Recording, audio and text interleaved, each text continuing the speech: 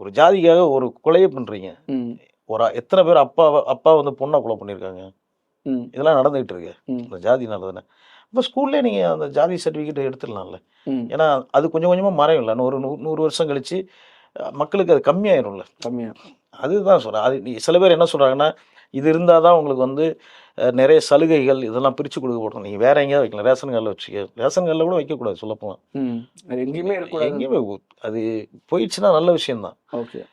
ஏன்னா சென்னையில் நம்ம ஜாதி பார்த்து யாரு கூடயுமே நம்ம பழகுறது இல்லை, பேசுறது இல்லை. நான் கிராமத்து பக்கம் இருக்குது. ம் அது தப்புன்னு தான் நான் சொல்கிறேன். சொல்லப்போனால் சலுகைகளுக்காக உங்களுக்கு சாதி தேவைப்படுதுன்னா அப்புறம் நீங்கள் அந்த ஜாதி பற்றி பேசக்கூடாது. Okay okay. சலுகையும் தேவைப்படுது, ஜாதியும் இந்த அது எப்படி அப்போ எல்லாம் ஒற்றுமையாக இருக்குன்னா என்ன பண்ணணும்? நீங்கள் எல்லாத்தையும் எடுக்கிறது தான் கரெக்டு. எடுக்கிறது தான். அது ஸ்கூல்லையே கம்மி பண்ணிட்டாங்கன்னா நம்ம கவர்மெண்ட் கொஞ்சம் கொஞ்சமாக மாற்றிட்டாங்கன்னா சந்தோஷம். சந்தோஷம். எனக்கு சந்தோஷம்.